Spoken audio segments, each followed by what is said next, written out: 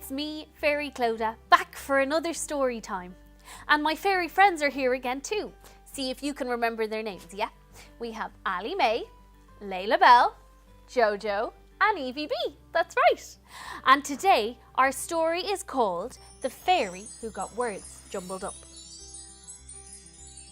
On his first day of fairy school, Fairy Toby was feeling lots of different feelings all at once. Excited, happy, but nervous too, and a little bit worried. Just like so many other fairies, Toby dreamt of being a house fairy someday. His biggest worry was that his dream would be held back by the way he jumbled his words up. You see, when Toby read to himself, he understood everything perfectly. But when he would try to read out loud, the words often came out a little, well, jumbled up. Toby knew there would be times in fairy school when he would have to read out loud, and this thought made him feel really unhappy. What if he jumbled his words up in front of the whole class? He had a plan though. He decided that whenever reading out loud was brought up in class, he would think of a reason to leave for a few minutes and would only return after a fairy had been picked. It worked for a while. Toby would leave class using some excuse whenever he thought the teacher was going to ask for someone to read out loud. Sometimes he would sit out on the back stairs quietly. There was never anyone else around, so he managed to do this in secret every time. Or so he thought. One afternoon, Toby sat quietly out on the stairs listening to his class as the teacher looked for a volunteer to read. He smiled with relief when he heard the teacher picked Petal, the fairy he sat next to. Suddenly, Toby heard a soft, warm voice.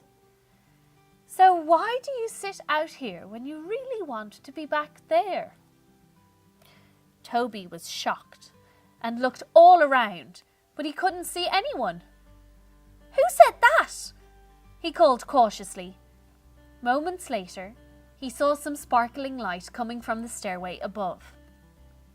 He watched as a fairy made her way down the stairs towards him. As she came closer, Toby realised it was Queen Kate herself.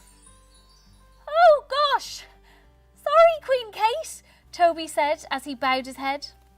Now, never mind all that. Come and sit with me a while," Queen Kate said as she sat down and gestured for Toby to sit beside her. "I've seen you here quite a few times, you know," she said, with a warm smile. You have?" Toby said. "Yes," Queen Kate said, unfolding a piece of paper onto her lap. "I often have to come to the school to give a talk to graduating students, and before I do it, I need to sit quietly and go over my speech. I wasn't always able to give speeches. Sometimes the thoughts of talking in front of groups made me feel really nervous. But little by little, I have managed to overcome my fear, and now, once I prepare myself, I can do it just right." Toby couldn't believe that a fairy like Queen Kate would have worries like his.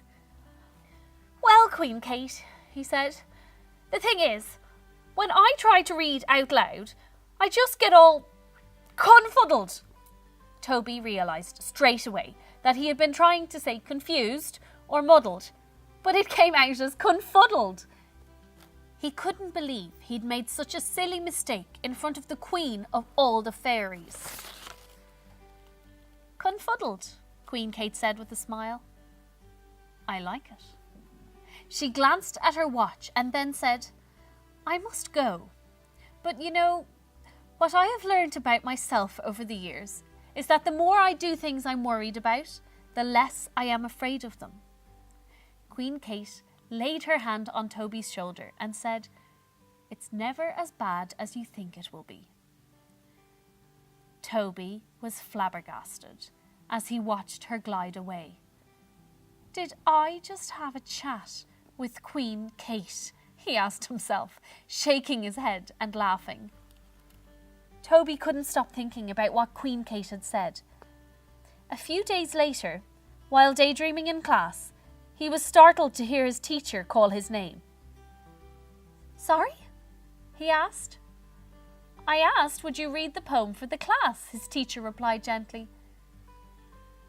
Toby's heart pounded in his ears.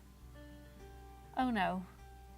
He had been so busy thinking, he forgot to listen for his opportunity to pop out from the class. Toby stammered as he picked up his book and made his way to the top of the class, his fairy hands shaking. He read the first few words perfectly in his head and opened his mouth to speak, but when he did, the words came out all mixed up. Toby could feel his heart sink and his cheeks start to burn with embarrassment. I'm so sorry. Sometimes when I'm reading, I just get confuddled." Toby's hand shot up to his mouth as soon as he said the word. The other fairies were confused. Some laughed a little bit, and Toby felt so embarrassed. At that moment, the classroom door opened, and in walked Queen Kate. All the fairies in the class gasped. "Queen Kate, what a pleasant surprise," said Toby's teacher.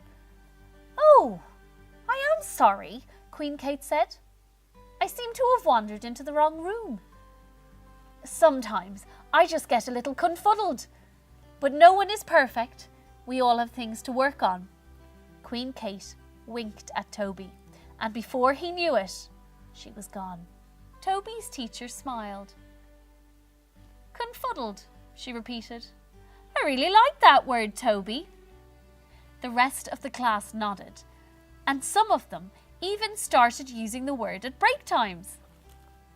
Toby talked to the other fairies about how he felt when he had to read out loud, and he soon found himself much more comfortable doing it from then on.